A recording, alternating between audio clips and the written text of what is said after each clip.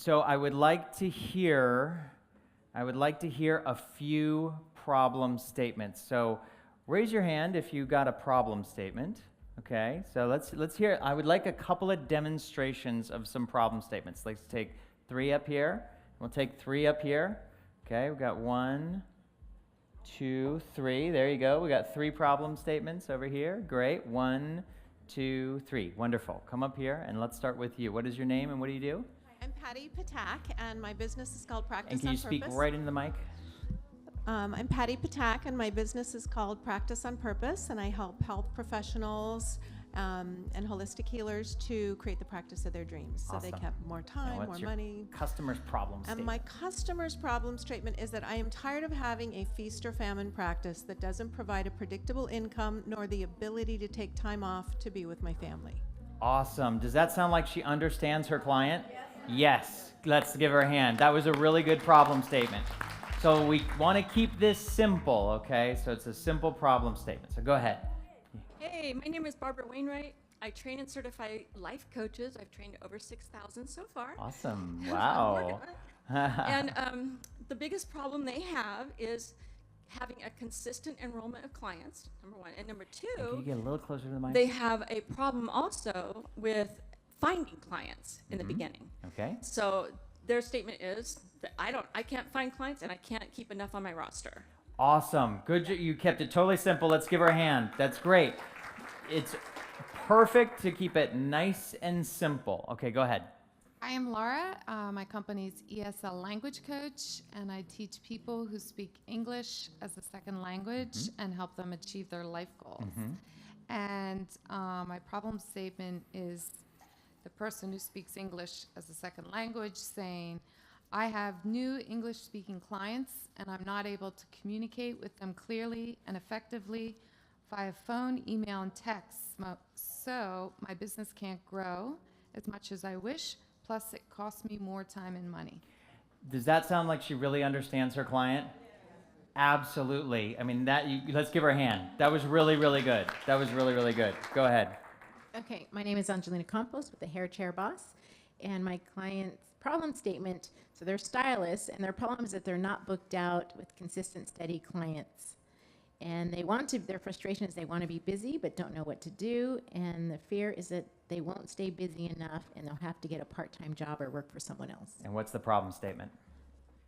The problem statement is, I want to be booked out with consistent, steady clients. I don't know what to do, and I'm afraid I'm going to have to get another part-time job. Does it sound like she understands her clients? Yes, it does. Give her a hand. Great job. That was excellent. What I want to impress upon you is to see that when you can articulate your customers' problems, their pain, their fears, their frustrations, and you can do it better than they can, they will look to pay you for your services. You guys, your examples are amazing so far. Go ahead. Hi, my name is Buzz Noe. I'm here in support of my wife and partner Lynn in creating Renaissance Now events, workshops, and happenings to regain the joy in your life. And the people we're looking for are someone who would say this: I feel stuck in my life and I don't know what to do to be happy or find joy. I'm afraid I have no friends, my family doesn't want to be with me, and I feel alone and unwanted, and I'm afraid I'm going to be that way for the rest of my life. Wow, all right. Bring it on. Good job, Buzz. That's great. Now, the more you can understand your customers' pain and problems and fears and frustrations, the better. Go ahead. Hi, I'm Julia Roberts. I'm with decodingcreativity.com. I help writers understand their creative process so they have less delay, doubt, and downtime. I have 2 major clients, individual writers and corporate writers. So, corporate writers' rooms. So, like at Disney or something like that. But anyway, so the business client is like, my writers aren't getting along and I'm not getting anything done. So the statement that I have from them is, why is it that I hire talented writers and get mediocre scripts? It's killing me. It could kill this gig. How do I get them to work to their potential? So my other client is... Well, let's... Okay. So that was great. Thank you Thank very much. No, that was really good. Thank you Okay. very much. And it's okay, so... Okay. Appreciate it. So it's okay to have, you're going to have multiple clients. Okay. You're going to have different types of clients, and they will have different types of problem statements. Thank Do you. my list. Yes, Okay. thank you. So go ahead. Hey. Hey. All right, so my name's Gerald Williams. I'm with And the... get a little closer to the mic. Thank you. Hello. Awesome. My name is Gerald Williams, and I'm with the Wellness Institute of America for Reproductive Function. So, Wow. women who can't get pregnant. It's a tough one. He's a doctor. So, my problem statement, how does this sound? Give me some feedback. I'll never get pregnant. I won't ever be able to feel complete and fulfilled as a woman. And I'm scared I'll never be able to nurture and love my own baby. Wow. It's good, isn't it? Wow, that's really good. No, that was fantastic. Does it sound like he understands his customer? Great job. Thank you. Give him another hand. That was really, really good. Hey, how are you, Melissa? Go ahead. Go right into it. Okay. Oh, yeah. You really have to get close. So I'm Melissa Steele. I work in real estate with my husband, John. We are a team. And one of the problems that a lot of our clients facing right now in San Diego is a lack of inventory. So our problem statement is purchasing a home is a hard enough decision. With lack of inventory and crazy competition, I'm worried that I may be settling on a home instead of finding the perfect one. Awesome. Wow. Does it sound like she understands her client? Give her a hand. And Melissa, you're going to want to network with Raquel right here. So Raquel, go ahead. Good segment to this one. Yes, I'm a perfect. lender. I come with the money so they can close on their The loans. universe is providing. Look at that. Yes. Go ahead. And the realtors that I train, the way that they state is that I don't have a steady enough stream of buyers, and I feel I have to work 24/7 and get phone calls even during dinner with my wife and children. Yep. And if I don't answer the phone during dinner, I'm afraid I'm going to lose that buyer, and I'm back in this hamster thing to go find another one, and here's one that I didn't answer. Does that sound like she understands her customer? Absolutely. Let's give her a hand. Great job. So, in keeping the problem statements, we want to keep them simple, but I want you to start to see the value in understanding your clients' fears, frustrations, also their wants and aspirations. Now, they will pay you to solve their problems so that they can achieve their wants and aspirations. So what we're going to work on right now is now we're talking about finding your niche, finding your high-paying client. Now we're going to talk about narrowing the niche. And specifically, this is how you can start to charge higher prices. You can start to charge higher prices for if you have a coaching program. You can start to charge higher prices for your products. You can start to charge higher prices for your services by narrowing your niche. So for example, if I wanted to, if I were a travel agent and I wanted to target people who want to travel, if I just created my marketing for this broad market of people who want to travel, it's about most everybody on the planet, okay? And when we do that, how much can we charge for those particular services? Well, when you do that, you commoditize yourself. Commoditize yourself. So what do I mean by a commodity? Well, let's think of what a commodity is. An ounce of gold, a lump of coal, a grain of wheat.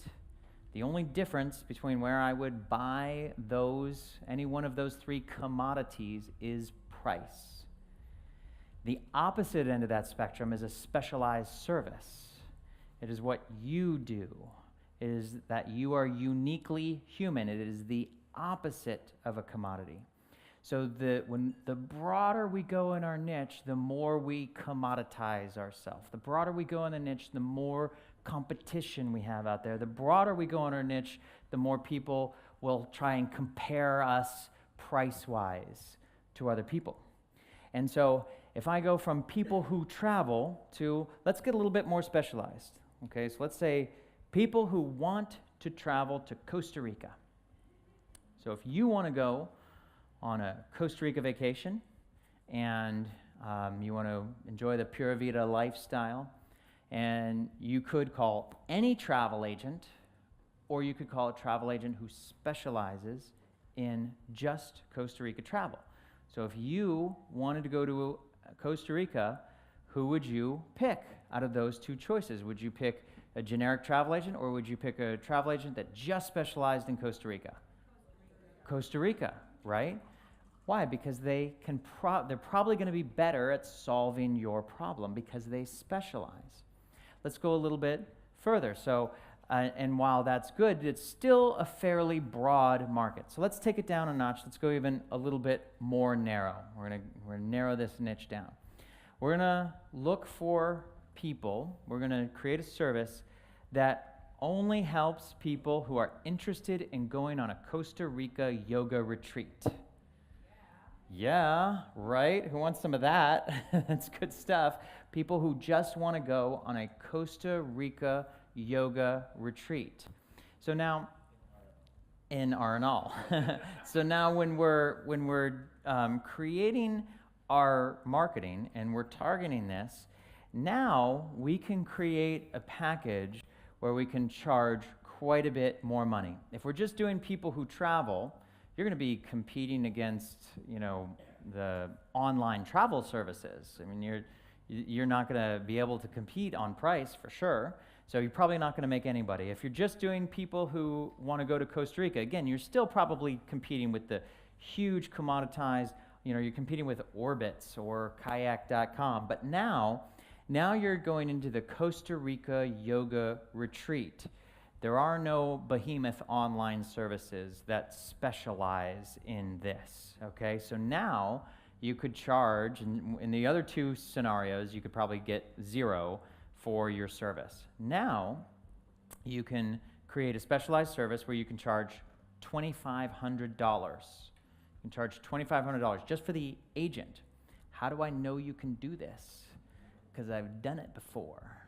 When we helped one of our clients fill a Costa Rica yoga retreat, we were able to charge $5,000 for this Costa Rica yoga retreat, and we filled it with 50 people. 50 people, okay?